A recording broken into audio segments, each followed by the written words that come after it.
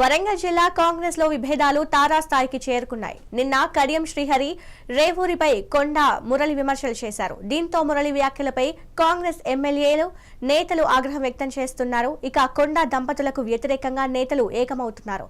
మరోవైపు నాయని ఇంట్లో ఎమ్మెల్యేలు కీలక నేతల అత్యవసర సమావేశం ఏర్పాటు చేశారు. ఈ భేటీలో కడియం, రేవూరి సారయ్య, సుధారాణి, నాయని, గండ్ర సత్యనారాయణ, నాగరాజు పాల్గొన్నారు. మరోవైపు అటు మీటింగ్ కు ఎమ్మెల్యే యశస్విని రెడ్డి దూరంగా ఉన్నారు.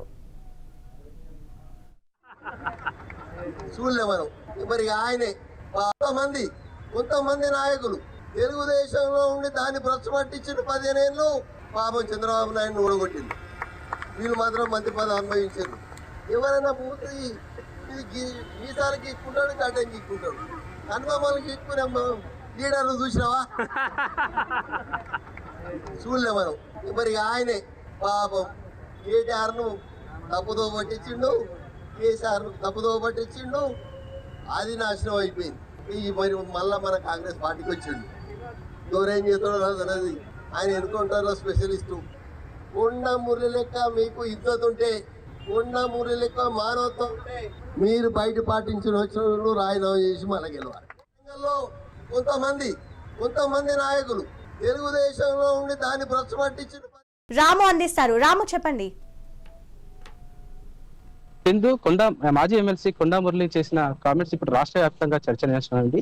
నిన్న రాహుల్ గాంధీ పుట్టినరోజు సందర్భంగా ఏర్పాటు చేసిన కార్యక్రమంలో పాల్గొన్న కొండా మురళి సొంత పార్టీ ఎమ్మెల్యే పైన తీవ్ర వ్యాఖ్యలు చేశారు. ముఖ్యంగా కూడా స్టేషన్ గన్పూర్ ఎమ్మెల్యేకి సంబంధించి కడియం శ్రీహరి పైన తీవ్ర వ్యాఖ్యలు చేశారు. గతంలో టీడీపీలో ఉన్నప్పుడు టీడీపీ పార్టీని నాశనం చేసి ఇప్పుడు తర్వాత కూడా బీఆర్ఎస్ లో చేరి కేటీఆర్, కేసీఆర్ కు వెన్నుపోటు పోల్చిన కడియం శ్రీహరి ఇప్పుడు కాంగ్రెస్ పార్టీలో చేరి కాంగ్రెస్ పార్టీని పూర్తిగా భ్రష్టు పట్టిస్తున్నారు. ఎవరైనా ఐబ్రోస్ సంబంధించి కనుబొమ్మలు తీసుకునే నేత ఎవరైనా ఉన్నారంటే అది కేవలం కడియం శ్రీహరి. కడియం శ్రీహరి కాంగ్రెస్ పార్టీలో చేరినప్పటి నుంచి కాంగ్రెస్ కు దరిద్రం పట్టుకుందని ఒక వ్యాఖ్య చేశారు. అంతేకాకుండా పరకాల ఎమ్మెల్యే రేవూరి ప్రకాష్ రెడ్డి పేరు తీవ్ర స్థాయిలో ధ్వజమిచ్చాడు.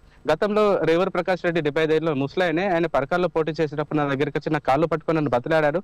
నన్ను పార్టీలో ఖచ్చితంగా కూడా పరకాల పైన మీకు పట్టుంది, నన్ను గెలిపించాలని బ్రతిలాడినప్పుడు మా వంతు సాయంగా చేసి రేవూరి ప్రకాష్ రెడ్డిని గెలిపించాం. కానీ ఈసారి మాత్రం ఖచ్చితంగా వచ్చే ఎన్నికల్లో పరకాలకు సంబంధించిన నా కూతురు సుస్మిత పటేల్ ఖచ్చితంగా పోటీ చేస్తుంది అని చెప్తూనే కొండా సురేఖకు సంబంధించిన మంత్రి పదవి ఊడిపోతుందని చెప్పేసి సర్వత్రా చర్చ చేస్తున్నారు. ఇది ఎవరి వల్ల సాధ్యం కాదు. రాహుల్ గాంధీ నాకు అత్యంత సన్నిహితుడు.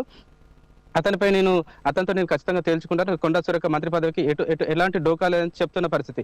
ఈ నేపథ్యంలోనే కొండా మురళి చేసిన వ్యాఖ్యల పట్ల కాంగ్రెస్ సొంత పార్టీ నేతలు తీవ్రంగా ఆగ్రహం వ్యక్తం చేస్తున్నారు.